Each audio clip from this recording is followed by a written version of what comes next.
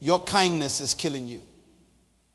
That smile, that endless availability, that inability to say no, it's not making you a better person, it's making you a lesser version of yourself. Every time you say yes when your spirit screams no, you're committing a slow form of suicide. You're sacrificing your purpose on the altar of popularity, trading your destiny for temporary approval.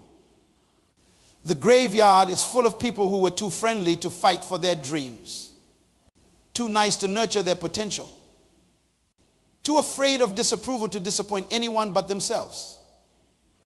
You are losing something right now. Every minute you spend trying to make everyone happy, you lose a part of yourself.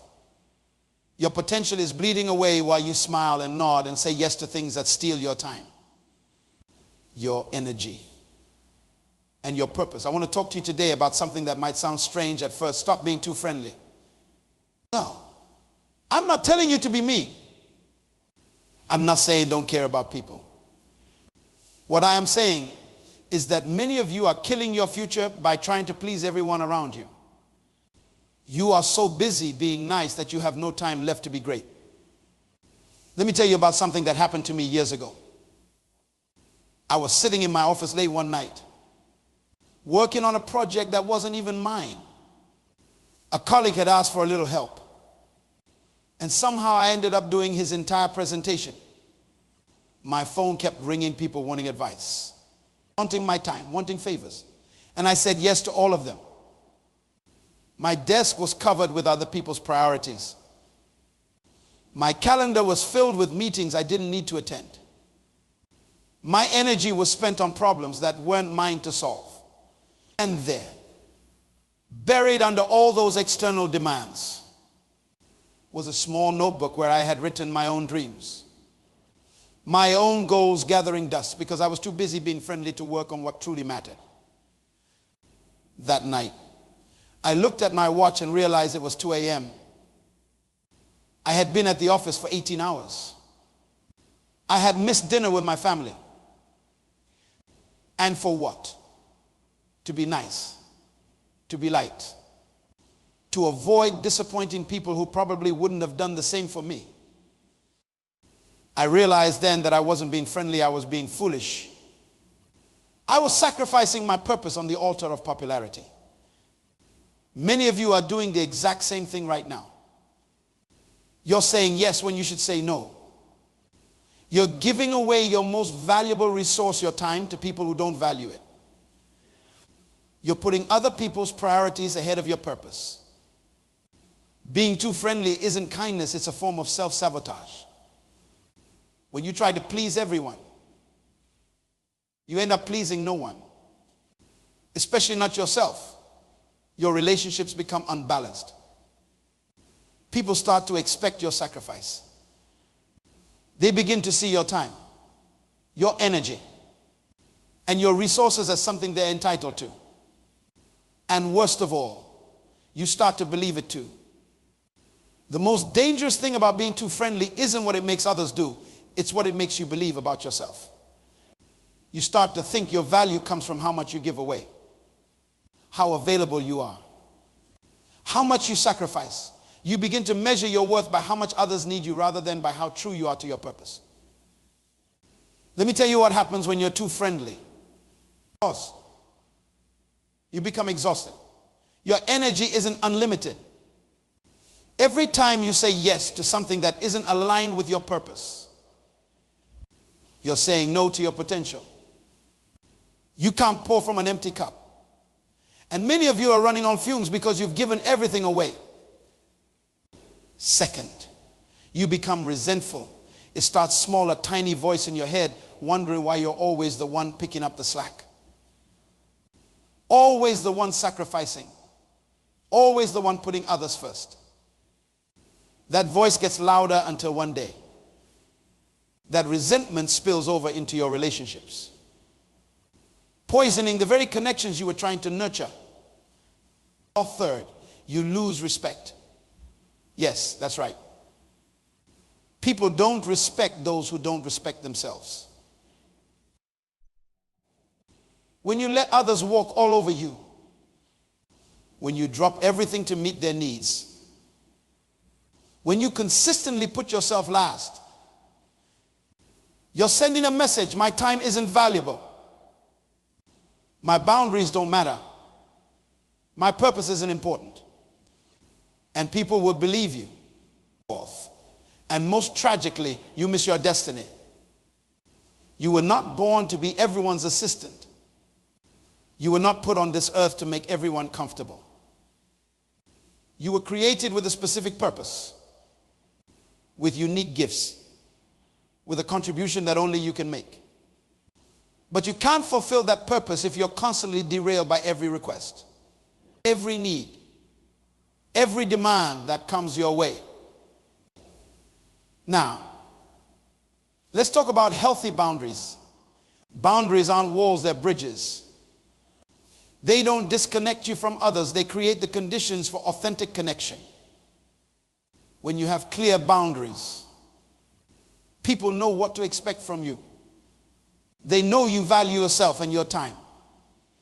And paradoxically, they value you more because of it.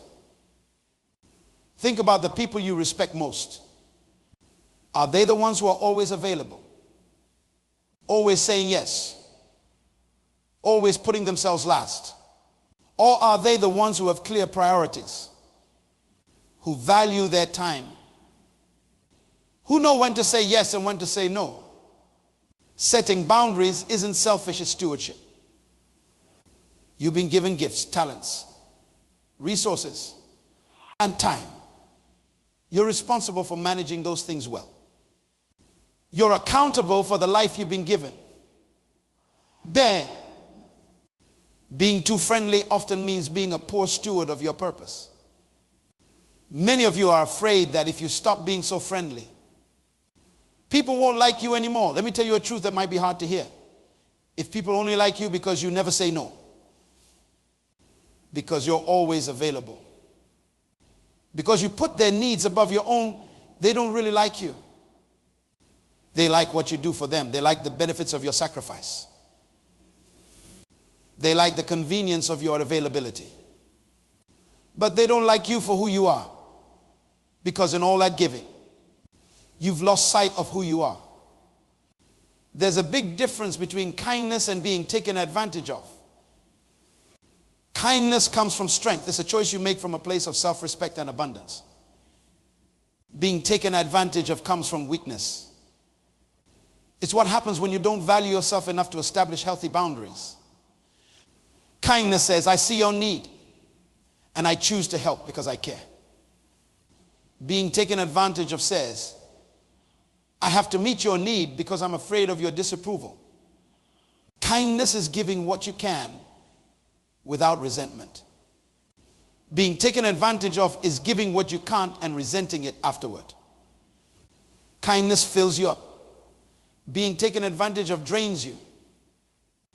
I've watched too many talented people waste their potential because they couldn't say no.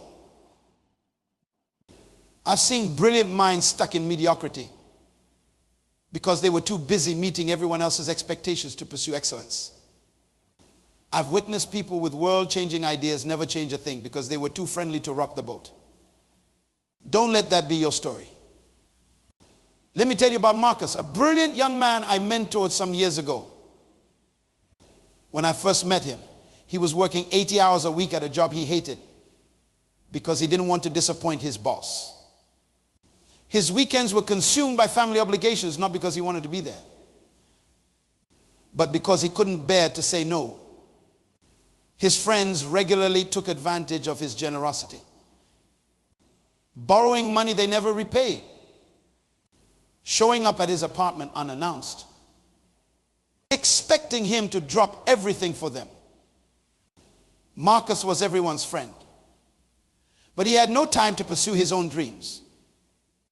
He wanted to start a business, but between his job and all his friendships, he could barely find time to sleep,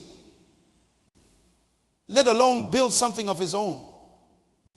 One day, I asked him a simple question, Marcus, what would happen if you disappeared tomorrow? He looked confused. So I explained, if you vanished, your company would hire someone else. Your family would find other ways to handle their issues. Your friends would find someone else to take advantage of. Life would go on without you. But your purpose, that unique contribution only you can make, would die with you. That hit him hard. He realized he'd been living as if his only value was in what he could do for others, not in what he was created to do. Over the next year, Marcus transformed his life. He set office hours and stuck to them. Despite his boss's initial resistance, he started saying no to family demands that weren't emergencies. He had honest conversations with his friends about their one-sided relationships.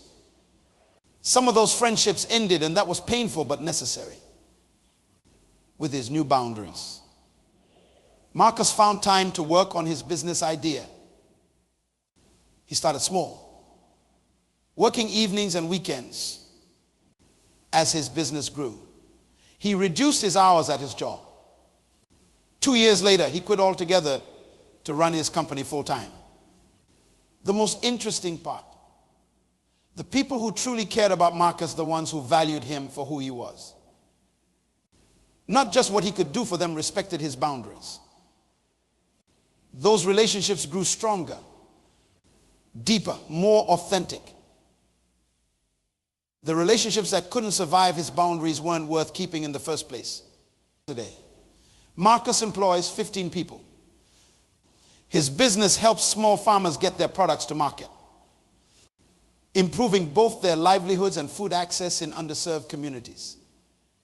He's making a difference in the world, a difference that never would have happened if he had kept being too friendly. I'm not saying you should stop caring about people. I'm saying you should start caring about your purpose even more. Think about an airplane emergency. What do they tell you? Put your own oxygen mask on first before helping others. Why? Because if you pass out from lack of oxygen, you can't help anyone. The same principle applies to your life. If you're constantly giving all your energy away, you'll have nothing left for your purpose. And if you never fulfill your purpose, the world loses the unique contribution only you can make. Your time is not a renewable resource. Once it's gone forever. Every minute you spend on activities that don't align with your purpose is a minute you'll never get back. Every yes to something that doesn't matter means a no to something that does. Stop being too friendly with your time. Stop being too generous with your energy. Stop saying yes when your spirit is screaming no. This isn't about becoming selfish. It's about becoming focused. It's about recognizing that you can't be all things to all people, and you weren't meant to be. It's about understanding that the greatest gift you can give to the world isn't your compliance or your constant availability, it's your authentic contribution. Your purpose fulfilled. Your potential realized. Many people live their entire lives without ever drawing a line, without ever saying, this far and no further. They become human doormats, letting everyone and everything walk over them.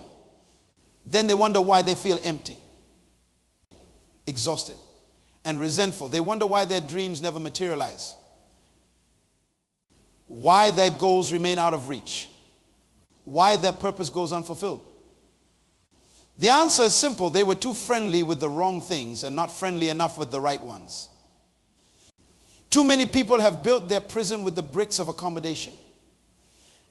They have constructed walls of compliance around their potential. They have fortified these prisons with the cement of fear of rejection, fear of disapproval, fear of being alone. And now they sit inside these structures they've built, wondering why their lives feel so confined, so limited, so far from what they dreamed. The key to freedom is in your hand right now. That key is the word no. 2 letters, 1 syllable, infinite power. When you learn to say no to what doesn't serve your purpose, you create space to say yes to what does. Most people have this backward. They say yes to everything, then wonder why they have no room for their priorities. Your no is as important as your yes, maybe more important.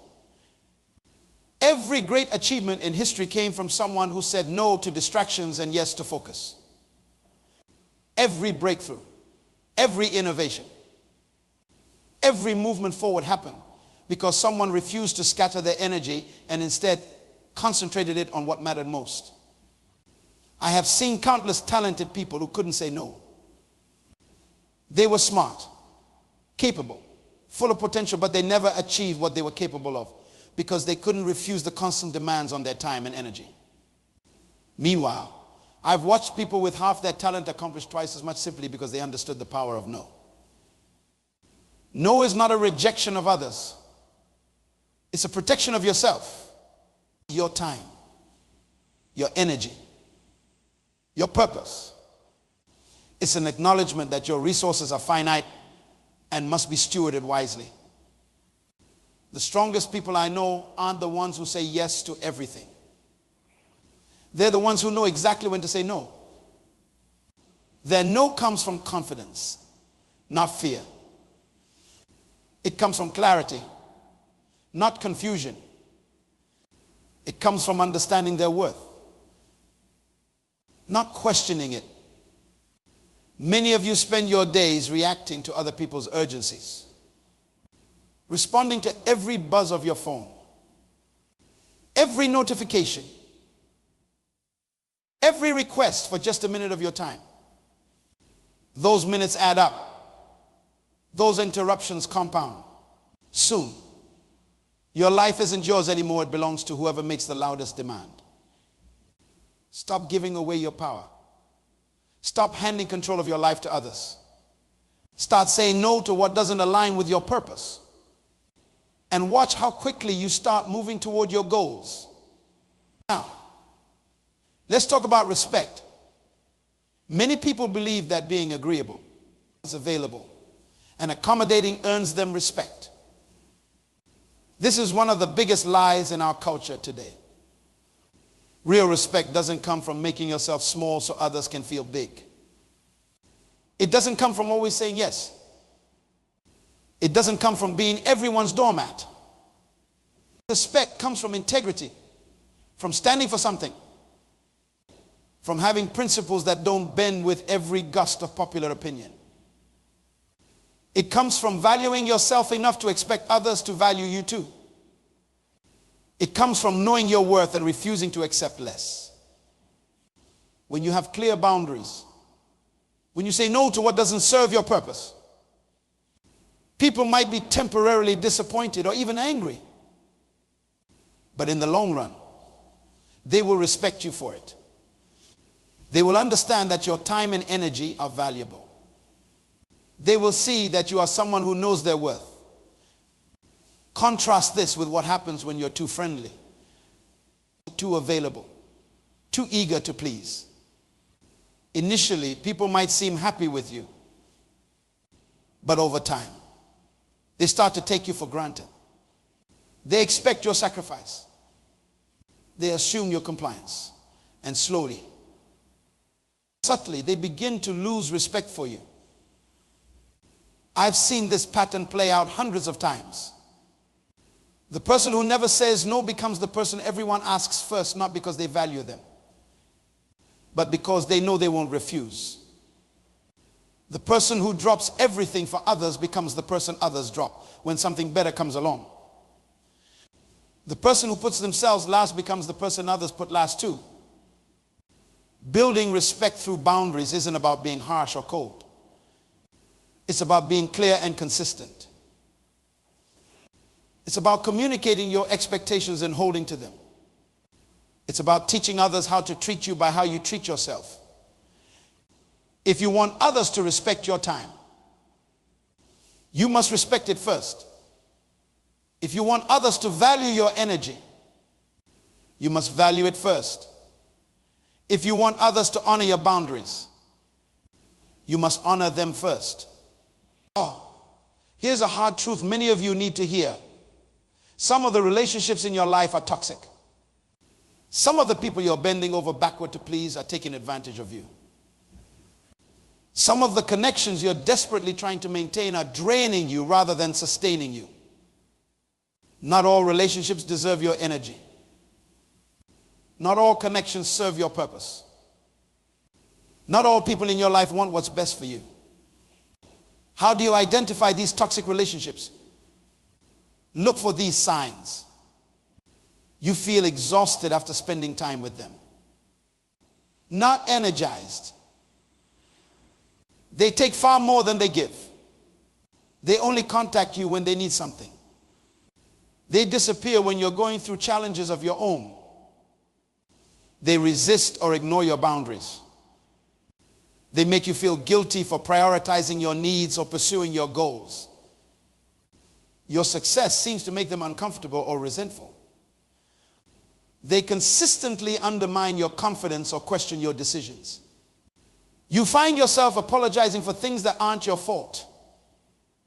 You feel like you're walking on eggshells around them.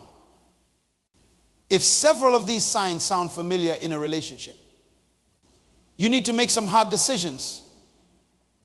Sometimes the most loving thing you can do both for yourself and ultimately for them is to create distance. Some relationships need healthy space. Others need to end entirely.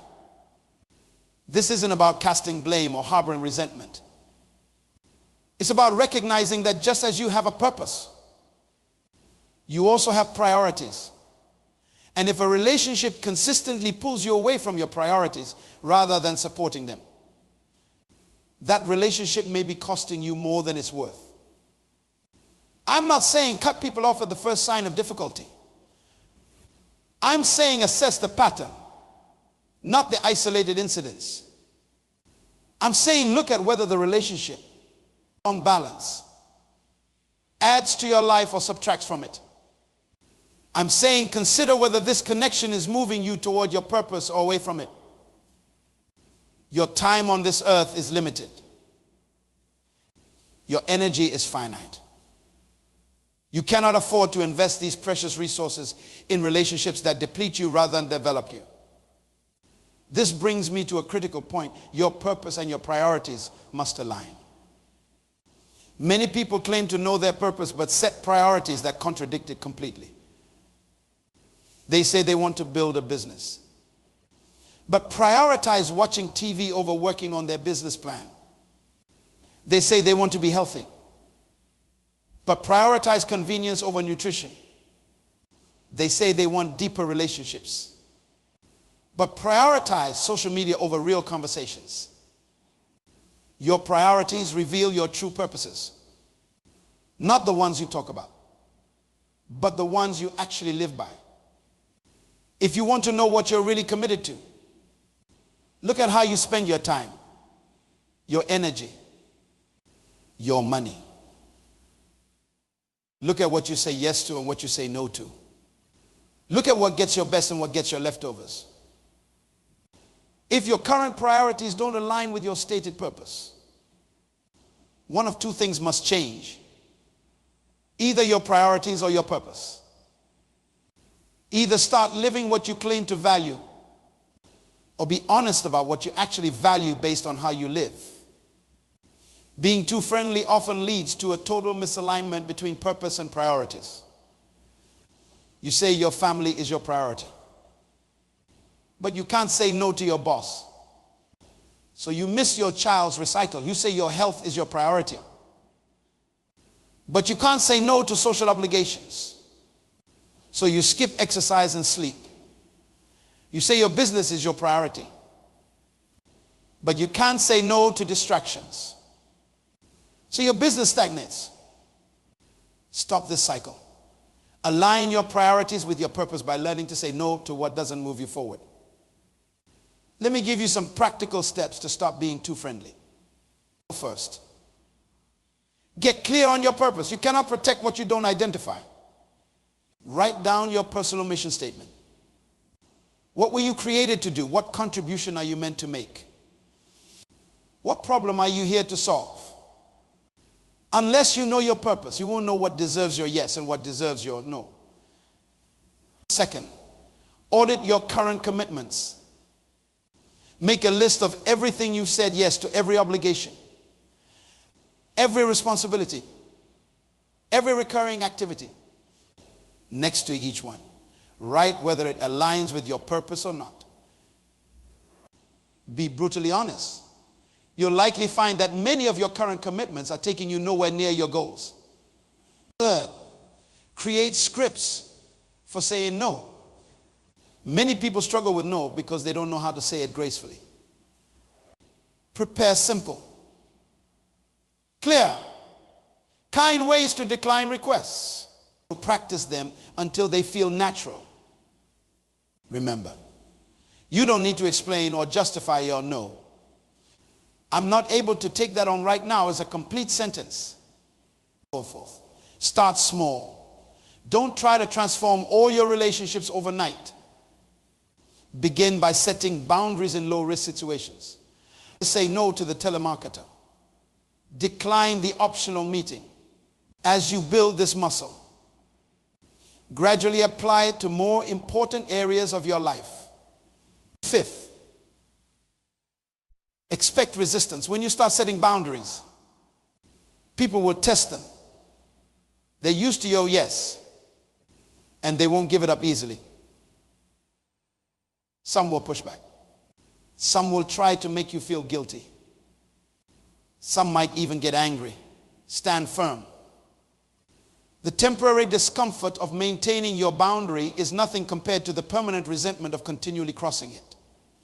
Sixth, surround yourself with boundary respecters. Seek out people who honor your no, who don't take your time for granted, who respect your priorities. These healthy relationships will give you strength to address the unhealthy ones. Finally, celebrate your progress. Every time you successfully protect your boundaries, acknowledge it. Every time you say no to what doesn't serve your purpose, recognize the victory. You're reclaiming your life one decision at a time. Let me tell you about Sophia, a woman who attended one of my leadership conferences several years ago. When I met her, she was exhausted, burned out, and resentful. As a community organizer, she had been saying yes to every request, every committee, every cause. She worked 70-hour weeks, was available by phone 24/7, and hadn't taken a vacation in 3 years. Her health was suffering. Her relationships were strained.